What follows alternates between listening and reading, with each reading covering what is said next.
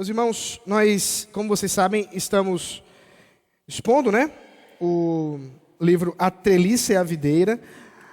Eu confesso que eu esperava que a gente teria mais tempo, mas as coisas foram se ordenando de outro jeito, mas tudo bem, não tem problema não. Nosso encorajamento é que vocês mesmos façam a leitura do livro A Treliça e a Videira, e outra oportunidade nós poderemos terminar ou até retomar os estudos, porque é um livro realmente muito, muito rico, muito interessante, e bate em todo mundo, inclusive na gente. Mas hoje, de fato, nós vamos concluir, porque domingo que vem não estaremos aqui, e no domingo seguinte nós teremos a Assembleia Geral, e no outro já começamos as classes. Se a gente fosse ainda estender um pouco mais a EDV, as classes ficariam prejudicadas, temos muito conteúdo para ser apresentado, então a gente precisa realmente do tempo necessário aí dos meses de março a junho, tá bom? Então vamos ter um tempo de oração. Senhor, nós te bendizemos pelo ensino que vem da Tua Palavra.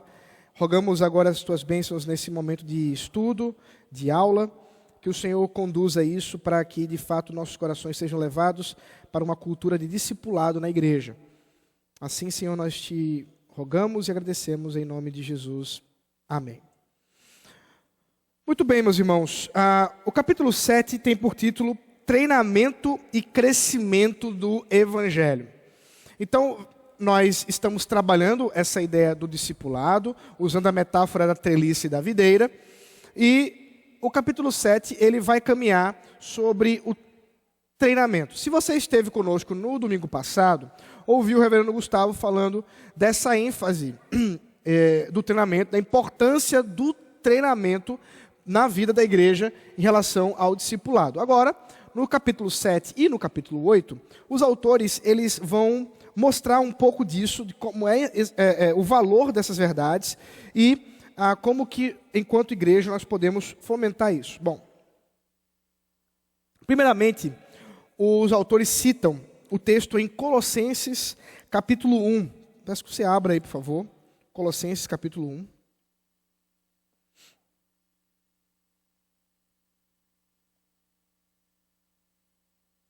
O versículo 3 ao 6. Colossenses, capítulo 1, 3 ao 6. Damos sempre graças a Deus, Pai de nosso Senhor Jesus Cristo, quando oramos por vocês, desde que ouvimos da fé que vocês têm em Cristo Jesus e do amor que vocês têm por todos os santos, por causa da esperança que está guardada para vocês nos céus. Dessa esperança vocês ouviram falar anteriormente por meio da palavra da verdade do Evangelho, que chegou até vocês. Esse Evangelho está produzindo fruto e crescendo em todo o mundo, assim como acontece entre vocês, desde o dia em que ouviram e entenderam a graça de Deus na verdade. Isso vocês aprenderam de Epáfras, nosso amado e conservo, em relação a vocês, fiel ministro de Cristo, o qual também nos contou do amor que vocês têm no Espírito. Então vejam, perceba que Paulo está falando exatamente sobre discipulado. Paulo está falando sobre como que eles ouviram da esperança do Evangelho, isso anteriormente, que essa mesma esperança do Evangelho, ela tem sido espalhada por todo o mundo, ela tem crescido por todo o mundo, mas ela também tem crescido dentro deles. Então, o apóstolo Paulo, ele usa aqui duas ideias de crescimento, e que elas não estão em antagonismo, mas muitas vezes são tratadas como crescimentos numa separação, num antagonismo. Quais são? O crescimento da igreja enquanto espalhando o Evangelho, portanto, conversões, e o crescimento da igreja em amadurecimento do Evangelho. As duas verdades estão presentes no texto. O crescimento em desenvolver aquilo que anteriormente foi ouvido e o desenvolvimento do espalhar esse Evangelho a todos os povos. Essas coisas não estão em oposição. E, infelizmente, muitas vezes nós vemos isso. É comum a gente ouvir algo mais ou menos assim. Ah, não. Eu quero crescimento espiritual da igreja. E não crescimento numérico da igreja. Essas coisas não estão em oposição. Essas coisas não estão em contradição. Pelo contrário, a verdade bíblica do discipulado, ela envolve a ideia de crescer no discipulado, como também de fazer novos discípulos. As duas coisas estão envolvidas naquilo que é a videira. A videira, portanto, ela compreende esse verdadeiro crescimento. Mas da videira, seja ao crescer numericamente, seja ao desenvolver a fé que foi ouvida. Isso não é o crescimento de programas, o crescimento de eventos, o crescimento de atividades da igreja. E aí, muitas vezes, o que realmente é o problema, e isso está em antagonismo mesmo.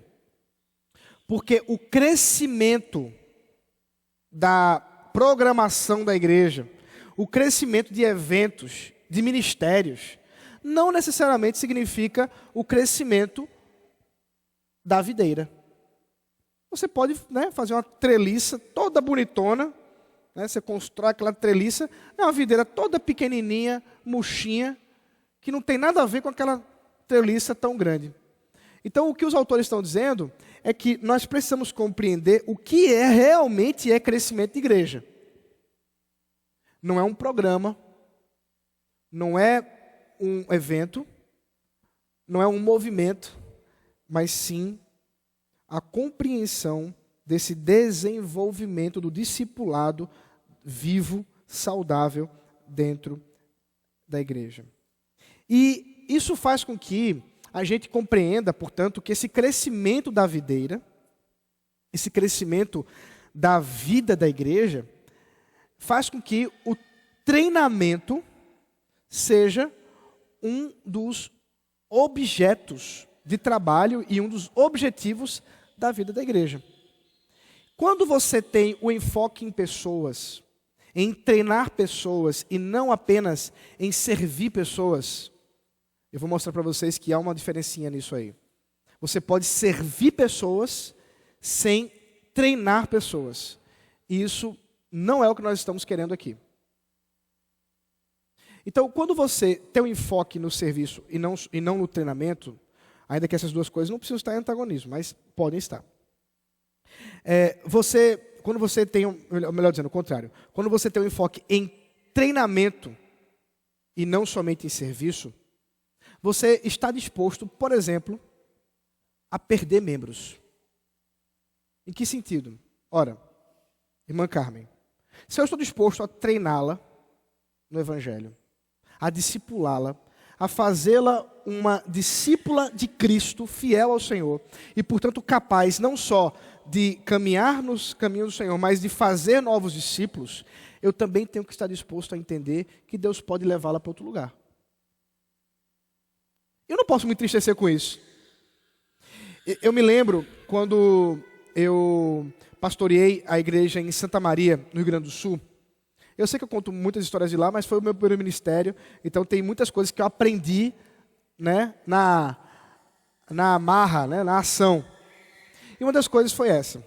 A cidade de Santa Maria é uma cidade basicamente composta de dois grandes grupos extremamente voláteis, extremamente nômades. Quais são? Estudante, porque muitas pessoas vão para lá para estudar no FSM, na Universidade Federal de Santa Maria, ou em outras universidades particulares que ali tem. Ou militares, porque Santa Maria é uma das cidades, se não a segunda, se eu não estou enganado, cidade com maior contingente militar do país, em números absolutos. É um negócio impressionante, assim. Deve ter uns 15 quartéis numa cidade de 300 mil habitantes. São muitos quartéis, acho que é mais que isso, deve ter mais. Tem, inclusive, quartel, aeroporto, inclusive, com a presença da força da aeronáutica, né, da FAB. E, portanto, esses dois grupos, que eram os membros da minha igreja. Metade dos membros da minha igreja eram militares, ou filhos de militares, ou esposa de militar, seja lá o que for. A outra metade era estudante. O que acontece? A igreja toda hora mudava. Toda hora. Você tinha um grupo pequeno que ficava, mas a todo momento você tinha uma mudança, que era o povo, né, os santamarienses mesmo. Então, eu estava lá, treinando um menino, entrou na universidade, primeiro ano. 4 anos de trabalho com ele. Está pronto para servir em outro lugar. Ele não vai ficar lá. Ele não vai ficar lá. Então, eu precisava ter essa consciência. Agora, se minha consciência fosse simplesmente, eu quero crescimento, eu quero servir essas pessoas para que elas fiquem, para que elas se sintam bem, para que elas queiram ficar aqui na igreja, eu ia me frustrar de 4 em 4 anos, talvez menos que isso, militar fica menos que isso. A frustração era certa, porque não vão ficar. E isso é verdade não só para uma cidade como essa, com essa característica tão, né, interessante, mas para nós também. Meus irmãos, o treinamento da igreja não tem como foco a igreja. Preste bem atenção nisso. O treinamento discipulado tem que ter como foco as pessoas. Eu tenho que desenvolver um treinamento em que eu entenda que essa pessoa estará apta para servir ao Senhor onde quer que Deus coloque. Às vezes o programa de treinamento de uma igreja está tão focado nas particularidades daquela igreja, que simplesmente se aquela pessoa for para uma outra igreja, né, mesmo que seja presbiteriana, para um outro lugar, ela não vai conseguir servir lá. Porque lá é tudo diferente. Então, não foi treinamento do evangelho. Você treinou para um programa. Você treinou para a igreja. Mas esse não é o foco da videira.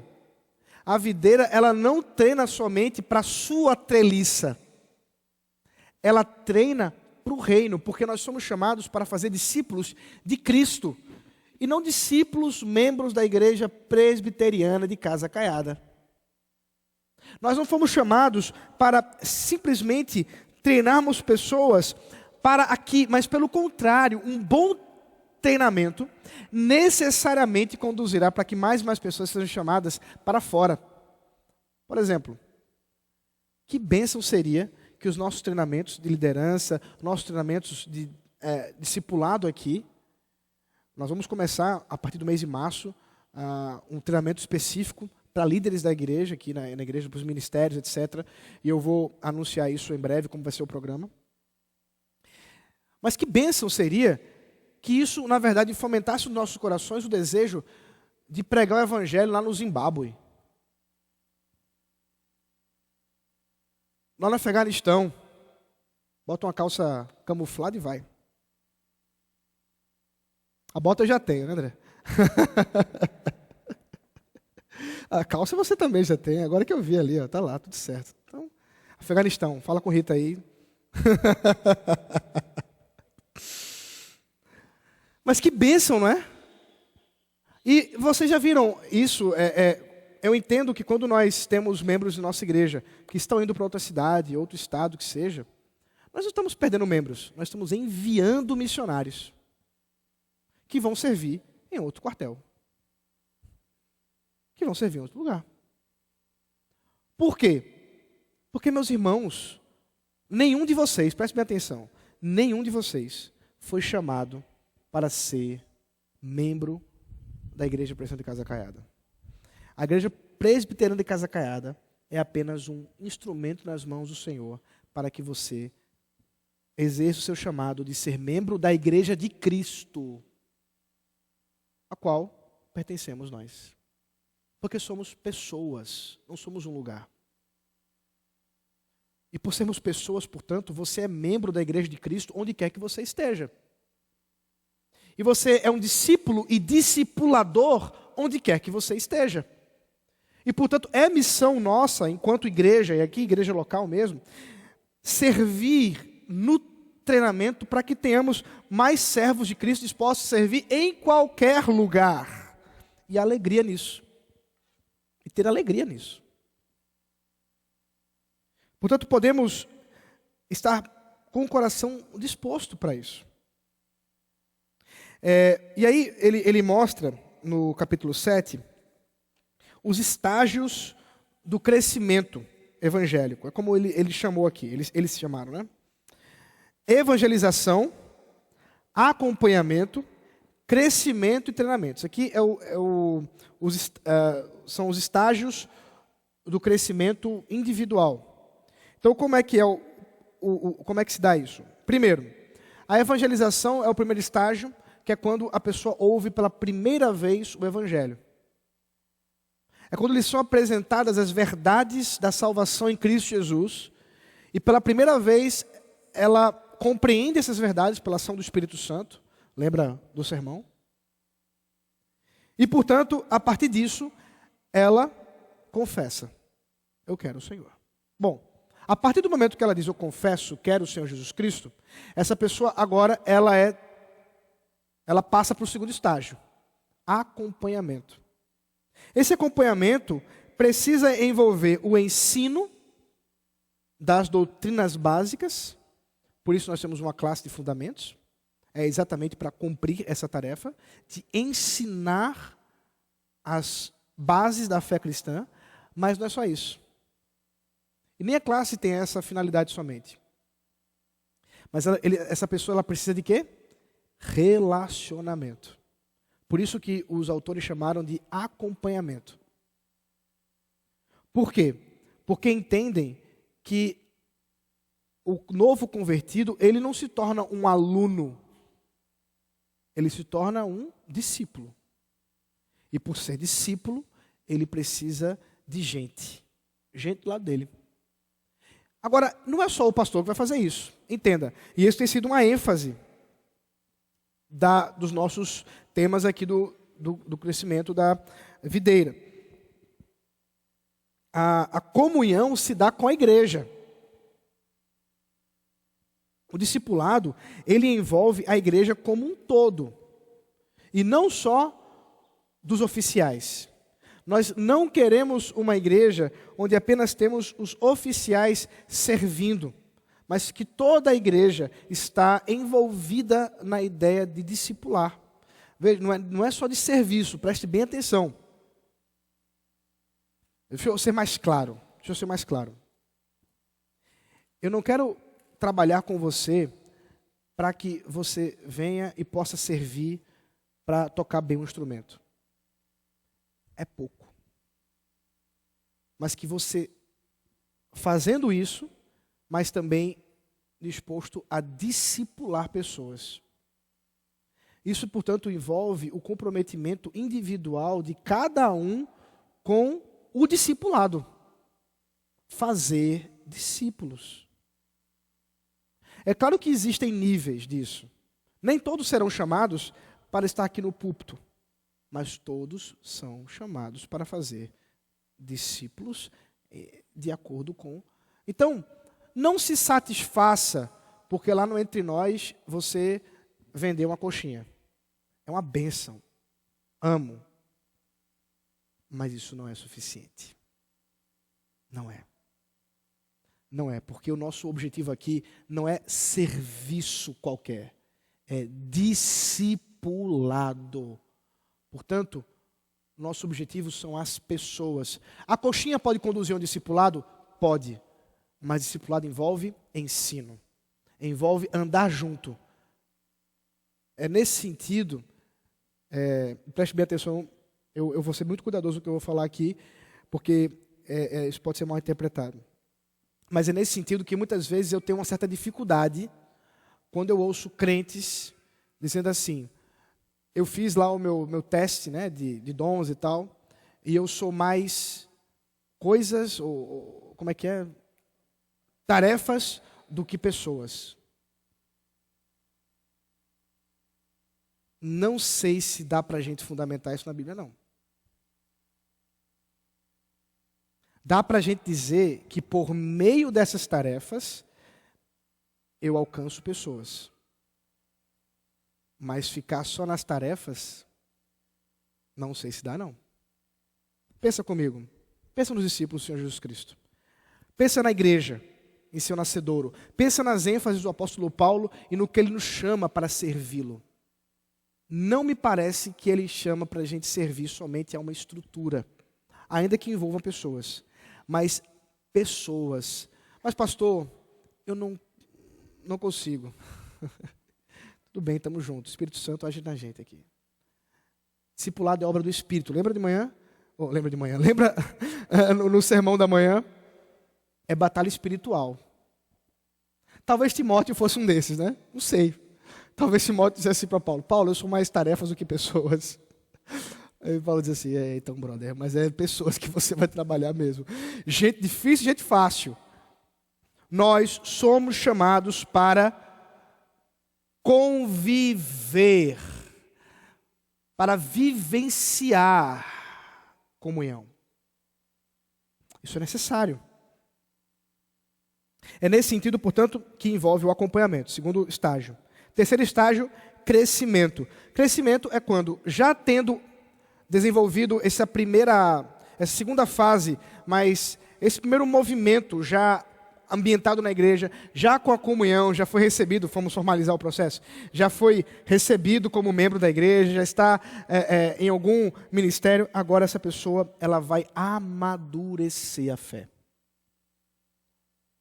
Suas primeiras lutas para manter-se fiel ao Senhor começam a surgir. As tentações, muitas vezes uma certa frieza espiritual surge, porque aquele primeiro amor do começo já não é a mesma coisa. Começou a haver alguns problemas. Rapaz, você viu fulaninha? Não sabia que a igreja era assim, não. Amadurecimento. Envolve crescimento espiritual, envolve uma consciência maior e vitórias. Vitórias comuns a todo cristão. E, finalmente, o quarto estágio, que é o treinamento. Que é quando essa pessoa, já tendo experimentado a vida, um pouco mais da vida da igreja, ela entra num processo de treinamento para ser preparada para frutificar em outros. Para que ela possa, ela mesma, produzir discípulos do Senhor.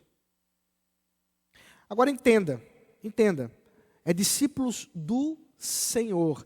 Eu quero explicar sempre isso, porque existem programas por aí de discipulado, aqueles programas como se faz salsicha, né? Você pega, vai enfiando um monte de coisa, rodou assim, próxima deu nó, tal. Mas discipulado não é produção de salsicha.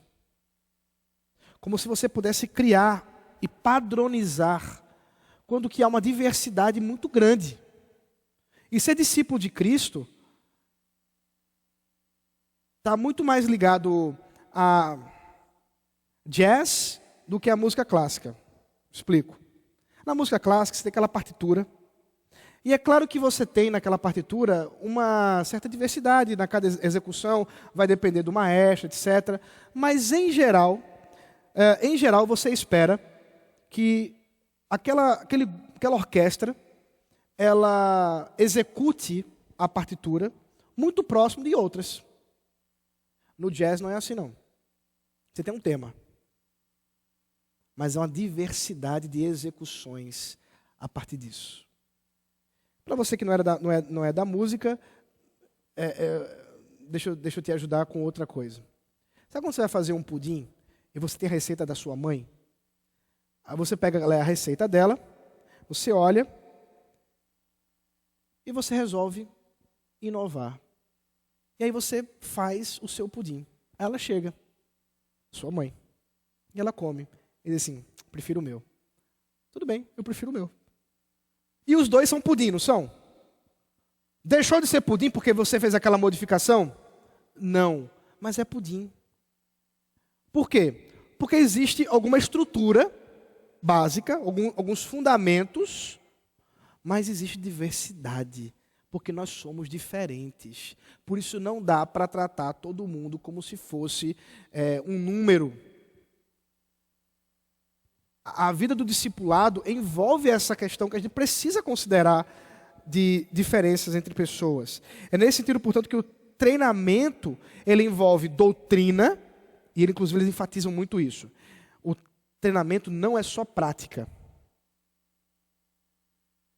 O treinamento não é só chegar assim e dizer assim, pronto, vamos treinar você para ser um discipulador. Como é que faz? É simples. Você chega, abre a Bíblia, fala alguma coisa, as pessoas ouviram, faz um lanche e está tudo certo. Agora, o que é alguma coisa? Se o treinamento não envolver teologia, se o treinamento não envolver doutrina boa, ou alguma coisa, meus amigos, vai ser de receita de bolo a filme da Netflix, mas não vai ser o evangelho. Estão me entendendo? O treinamento, ele tem que envolver preparo teológico e prático. Claro. O como tem que entrar. Mas as duas coisas têm que estar envolvidas. E isso precisa ser uma preocupação nossa quando chegamos nessa fase, né, na fase que estamos. Eu poderia dizer que boa parte dos irmãos estão na fase do treinamento. Então, por favor, se inscrever em breve. Treinamento. Você conseguiria, né? Eu falei isso, mas você conseguiria pensar agora em 5 pessoas daqui da igreja que estão em cada um desses estágios? 4, né? Para ficar mais certinho, né? 4 pessoas. Uma que está numa fase mais de evangelização, uma que você acredita que está na fase de acompanhamento, uma que está na fase de crescimento e uma que, que já está na fase de treinamento. Você conseguiria pensar? Uma forma para ver se você captou o que eu estou dizendo. Se você está acompanhando o que eu estou dizendo. Bom, o capítulo 8, ele tem um título muito curioso. Que a primeira leitura seria um motivo para eu fechar o livro. O capítulo 8 diz o seguinte, o título. Por que os sermões de domingo não... Ou melhor, porque os sermões de domingo são necessários, mas não são suficientes. Porque os sermões de domingo são necessários, mas não são suficientes. Os autores querem mostrar que a vida da igreja e do discipulado, ela precisa ir além do ensino púlpito. E eles vão mostrar que existem algumas abordagens distintas em termos de trabalho pastoral. Lembra que o foco do livro, ele envolve liderança, especialmente pastores, mas nós estamos aqui traduzindo para a igreja como um todo. Ele vai dizer 3 tipos de abordagem. O pastor como clérigo, provedor de serviços. O pastor como diretor executivo, um CEO. E o pastor como um treinador. 3. Como é que isso se dá? Bom, o pastor como clérigo de serviços, quer dizer, alguém que está servindo, é geralmente encontrado em igrejas tradicionais e reformadas, como a nossa igreja é. O que geralmente acontece? O pastor, ele compreende muito bem o seu papel. Ele sabe que o seu papel é cuidar e alimentar o rebanho, é ensinar com fidelidade a palavra de Deus, organizar e realizar as reuniões dominicais, liturgia, conduzir a igreja nessa adoração, realizar eventualmente outros tipos de culto na semana, algum outro tipo de trabalho que a igreja faça, e aconselhar pessoas. Então, esse é o serviço pastoral. E os pastores, portanto, entendem o seu chamado e fazem isso. Geralmente, num trabalho de plantação de igreja, isso vai bem. Inicialmente vai bem. Só que ele vai criar um problema. Porque a igreja estará sempre limitada ao tempo, aos dons e à disposição do pastor. A igreja, ela vai, de uma certa forma, vivenciar o serviço daquele pastor. E talvez ela até esteja bem nutrida, mas sejam cristãos que, à semelhança dos nossos tempos, são meramente consumistas, consumidores. Eles estão ali para consumir um produto. O produto é aquilo que está sendo entregue no púlpito. Quando não no púlpito, eles marcam uma agenda, vão se encontrar com o pastor e são aconselhados. Serviço executado com alegria. Qual o problema disso, portanto? O problema envolve, portanto, essas limitações, envolve essa cultura do consumismo e, de fato, não vai surtir o efeito, não vai encorajar os membros da igreja a servirem ao Senhor conforme o Senhor tem nos levado a fazer. O segundo tipo é o pastor como diretor executivo. Eles falam que isso geralmente aconteceu agora no movimento moderno de crescimento de igreja, quando houve uma crítica a esse tipo de pastor de serviço, e agora o pastor ele tem que enfatizar os serviços gerais da igreja. Ele é, na verdade, uma espécie de gerente da igreja, em que as pessoas servem em vários ministérios, como voluntários, e o pastor tem como tarefa simplesmente trazer mais voluntários, isto é, mais funcionários para executar mais serviços na igreja. Então o pastor, ele se torna uma espécie de... a palavra me fugiu aqui. Uma espécie de... Não vem de jeito nenhum. Mas alguém que está voltado ao palco, alguém que precisa atrair pessoas e por vários meios. Então você vai ter todo aquele movimento, por exemplo, do Seeker and Sensitive, que é um movimento da década de 80, que tinha como pressuposto o seguinte: você precisa dispor a igreja, e por dispor as pessoas como também as coisas, de modo a fazer com que os visitantes, de modo a fazer com que os que estão vindo para a igreja também se sintam bem. E como é que você vai fazer isso? Bom, imagine que você não tem músicos bons para o culto. Contrate. Vai em algum lugar, gasta um dinheiro, contrate músicos que vão executar perfeitamente as músicas. Mas que músicas? Do inário? Claro que não. Músicas contemporâneas que tenham um ritmo, uma levada que faça as pessoas se sentirem atraídas, né? Hoje seria talvez um bom frevo, né? Nós estamos no ambiente que a gente está, né? Um frevinho e tal, caberia bem. E aí você vai mudar, você vai tirar os bancos, colocar cadeiras e toda essa coisa toda. Bom, isso está dentro do movimento Seeker and Sensitive, que porque literalmente é sensível aos que estão procurando. E eles vão dizer que esse cara, esse pastor, ele termina muito mais como um CEO do que como de fato um pastor. O foco dele é um apelo no mercado-alvo, naquele grupo-alvo que ele está como objetivo. E aí, portanto, ele traz muitos programas, muitos eventos para suprir as demandas da igreja. O problema do consumismo permanece, então essa igreja continua consumista, porque as pessoas vão para aquela igreja para consumir um bom trabalho, então vão consumir uma boa música, vão consumir um bom ministério infantil, vão consumir um ambiente com ar-condicionado e etc. e tal.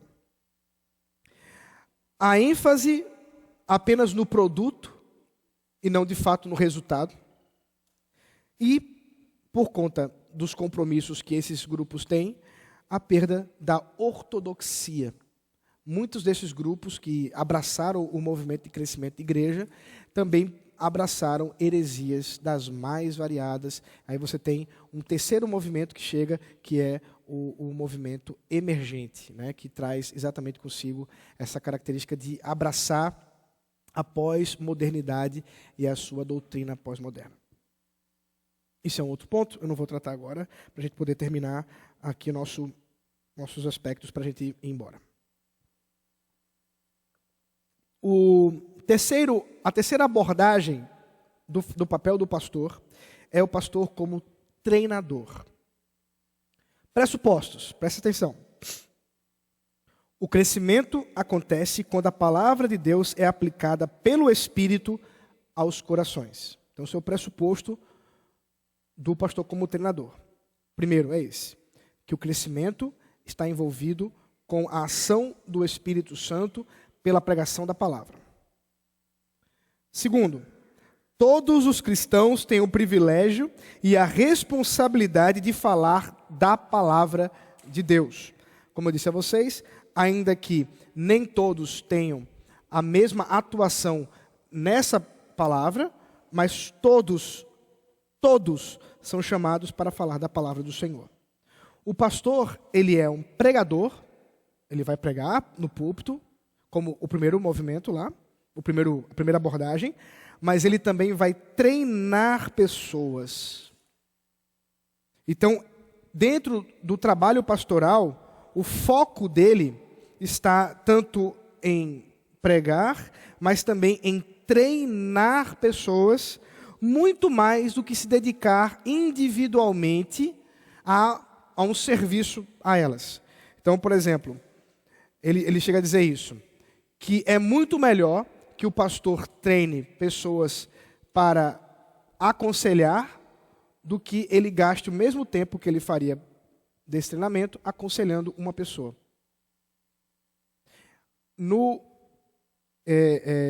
A longo prazo, mais pessoas conseguirão ser servidas e poder depois servir com o treinamento do que apenas com o trabalho daquele pastor. Então, há um foco em treinar como fazer e não apenas de fazer. É aquela coisa, guardar as devidas proporções, do não dar o peixe pronto, né? Ensinar a pescar.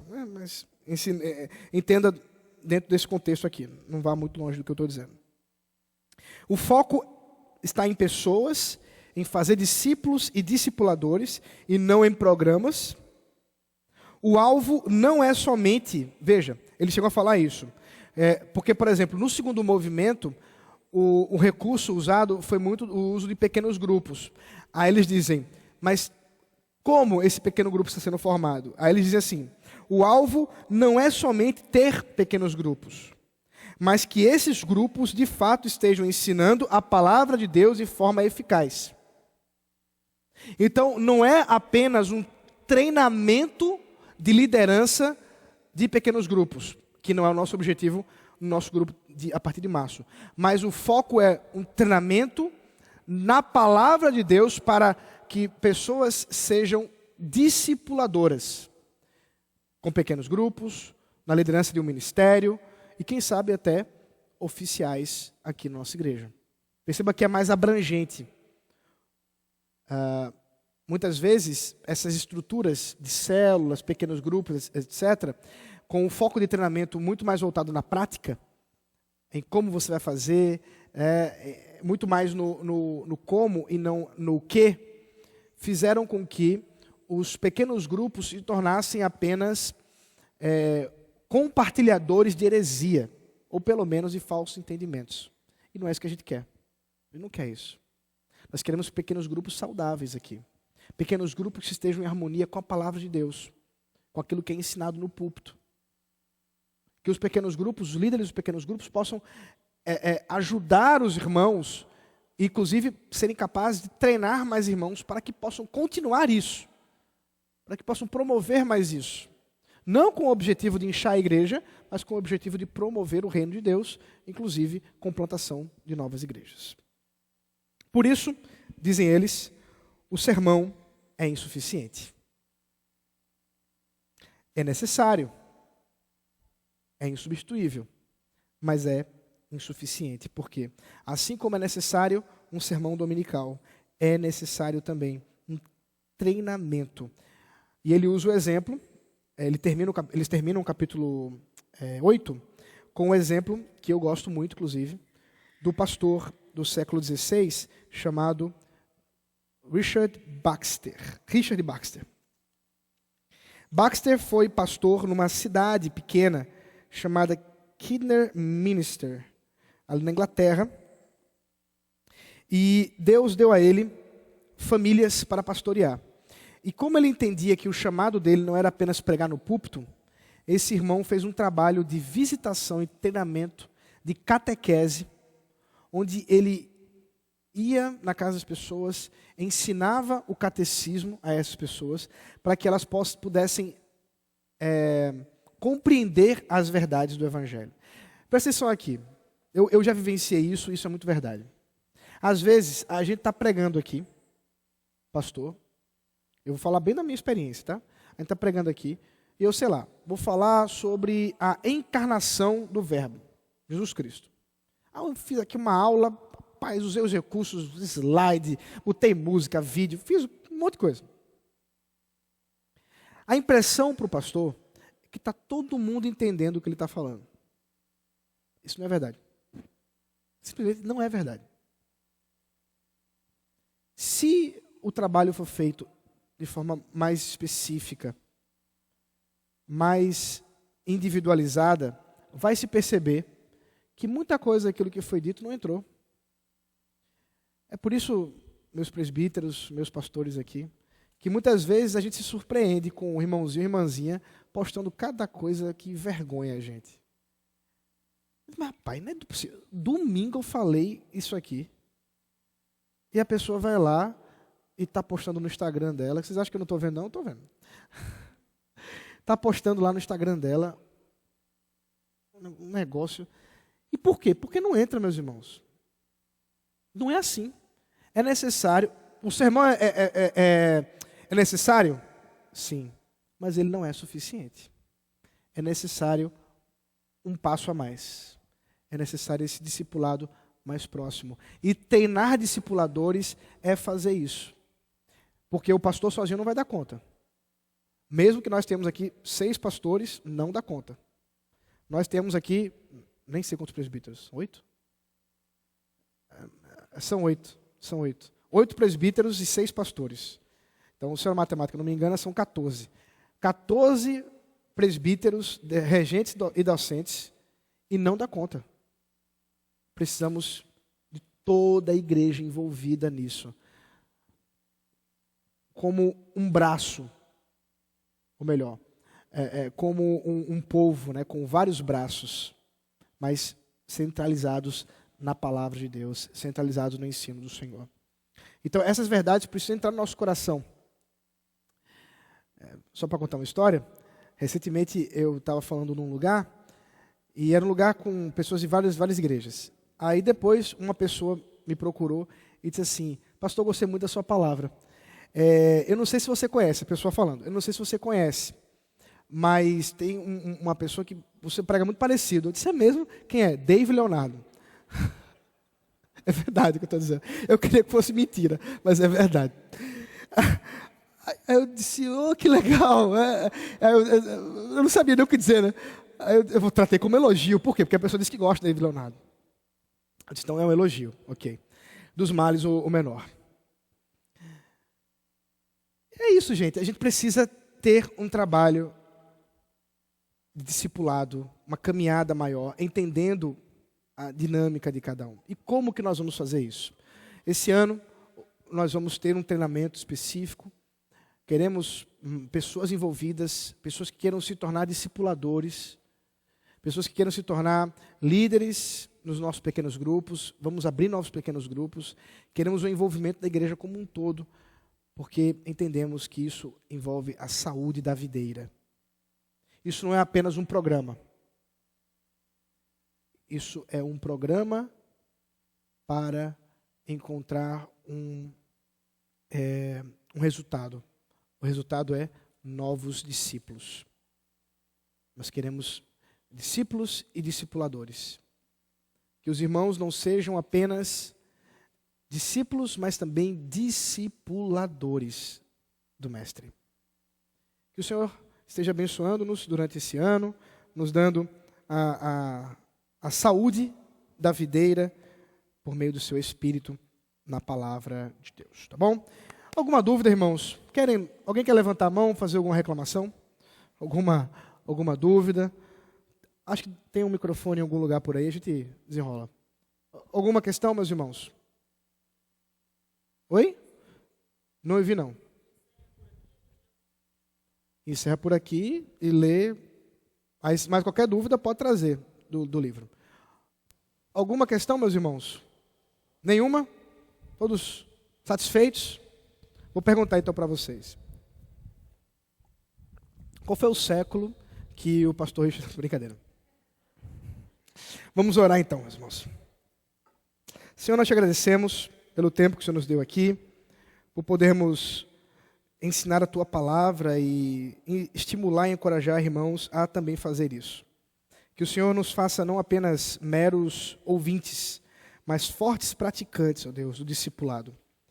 Que essas verdades aqui ditas não sejam apenas para que meus irmãos aqui possam olhar e dizer, nossa, que legal, seria tão bom se fosse assim.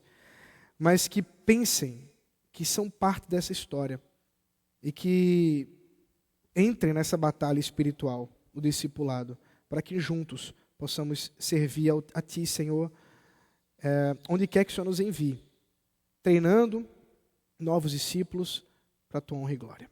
Em nome de Jesus Cristo. Amém.